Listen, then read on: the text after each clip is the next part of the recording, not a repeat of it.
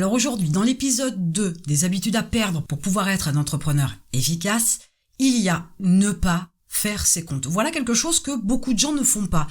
Beaucoup de gens savent combien il leur reste sur leur compte bancaire, approximativement. Ils ont une tendance approximative vraiment de ce qu'ils peuvent avoir sur leur compte bancaire. Donc aujourd'hui, je vous pose la question, est-ce que vous savez combien il vous reste là tout de suite immédiatement sur votre compte bancaire courant? Quelle est la somme d'argent que vous avez de côté sur votre, par exemple, livret A? Est-ce que vous êtes capable de me donner des chiffres précis? Si effectivement c'est le cas, bonne nouvelle, vous avez plutôt une bonne démarche. Vous savez déjà prendre en charge votre argent, vous savez faire vos comptes, vous savez le suivre de près. Peut-être que vous ne le dépensez pas forcément intelligemment, mais ça c'est encore une autre approche, c'est une deuxième étape dans la gestion de votre argent. Donc si vous ne savez pas, il est grand temps de reprendre les choses à la base. Comment voulez-vous créer une entreprise si aujourd'hui, le simple fait que vous, votre famille, ce microcosme-là, c'est déjà une entreprise. Mais déjà là, vous ne faites pas les comptes. Comment voulez-vous être bon, ou du moins, comment voulez-vous créer une entreprise et vous préoccuper de l'argent de votre entreprise si vous ne vous préoccupez pas tout de suite de vos propres comptes, de votre propre argent?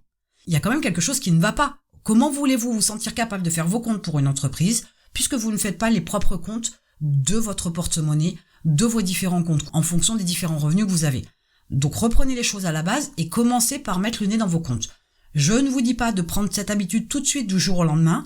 Je dis juste que la première démarche, ça doit être de reprendre contact entre guillemets avec l'argent, avec votre compte bancaire, regarder dans les détails, suivre ce qui sort et ce qui rentre sur vos comptes bancaires pour savoir un petit peu comment ce flux d'argent rentre et sort et ce que vous dépensez. Alors vous pourriez me répondre que oui, de toute façon, ce n'est pas la peine que vous remettiez le nez dans vos comptes parce que vous savez ce que vous dépensez.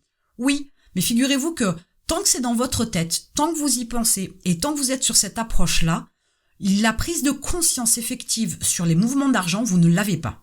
Il faut que vous preniez un papier, un stylo ou une feuille Excel, peu importe comment vous faites vos comptes. Tout ça, c'est pas très important, mais vous devez écrire. Écrire les montants qui sortent ou les montants qui rentrent. Écrire ce pourquoi vous les utilisez, à qui vous les payez.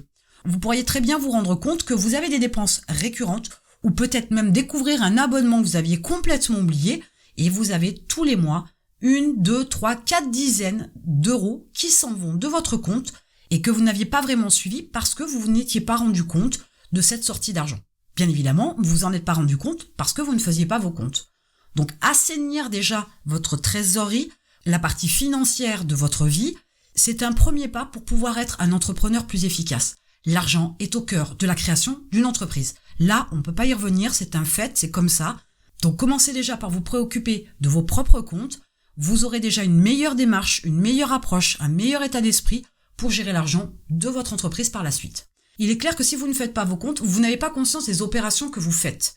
L'argent, il sort très facilement et de moins en moins on paye en espèces et de plus en plus en carte bleue, qui fait qu'on voit encore moins l'argent circuler. Et que bien souvent, c'est aussi avec cette démarche-là et à cause de cette fichue carte bleue entre guillemets, que vous pouvez vous retrouver très facilement dans le rouge parce que vous n'avez pas eu la notion exacte de l'argent qui sortait de vos comptes. Comme vous ne faites pas vos comptes, vous ne le voyez pas forcément. Vous avez aussi besoin de faire le point sur toutes vos dépenses parce qu'il y a énormément de dépenses inutiles et futiles. Et tout comme pour vous, l'entreprise aussi, elle peut avoir des dépenses qui lui sont inutiles et futiles. Si vous ne faites pas vos comptes, comment vous pouvez assainir les comptes de votre entreprise ? Si vous voulez être capable de ne plus avoir de problème avec l'argent, d'améliorer votre rapport à l'argent, il faut comprendre ce que vous faites de votre argent, où il va et pourquoi vous le dépensez.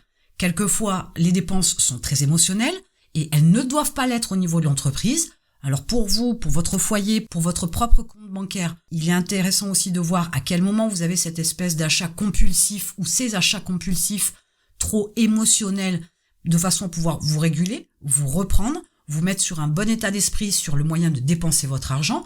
Pour l'entreprise, on est aussi sur cette approche-là, même si vous le savez, qu'il y a certaines fois, vous allez vous laisser aller au niveau émotionnel et où ça va prendre le dessus pour pouvoir faire des achats, une fois de plus, inutiles pour l'entreprise. Il faut aussi comprendre que vous ne travaillez pas tant pour vous, mais vous travaillez pour l'entreprise. Quand vous faites les comptes, vous travaillez pour l'entreprise. Et si vous ne soignez pas votre entreprise, comment voulez-vous qu'elle vous rapporte correctement de l'argent plus tard?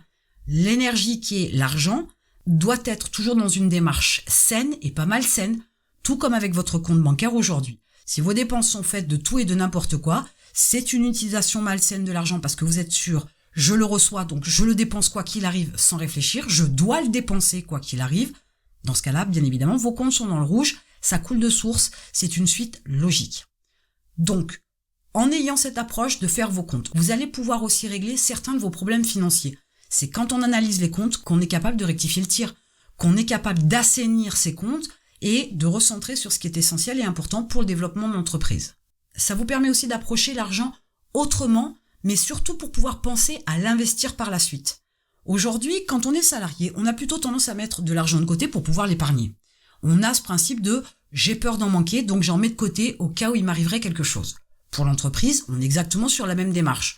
Cependant, le bon état d'esprit d'un entrepreneur efficace, c'est aussi avoir l'opportunité avec cet argent-là de le placer, de l'investir pour qu'il rapporte de l'argent supplémentaire, pour qu'il puisse travailler de manière intelligente et non pas l'économiser ou l'épargner pour le mettre de côté, genre sous le matelas, en attendant de pouvoir être dépensé si jamais il y a un coup dur. Non, cet argent ne doit pas dormir. Mais faut-il encore être capable de faire la différence entre les frais que vous avez besoin d'engager pour votre entreprise, les frais de fonctionnement, le paiement de vos salariés, etc. et ce surplus qui doit être investi quelque part pour rapporter de l'argent, pour générer une autre source de revenus, pour développer votre entreprise sur une augmentation du chiffre d'affaires, pour pouvoir vous permettre de développer davantage votre entreprise, mais aussi, pourquoi pas, d'augmenter vos revenus clairement. Donc il y a quand même des objectifs derrière, et vous ne devez pas passer à côté. Mais vous ne devez pas non plus le faire de manière aléatoire. Ça ne peut pas fonctionner comme ça. Les chiffres, c'est clair, c'est des maths, et on ne peut pas tricher avec les maths.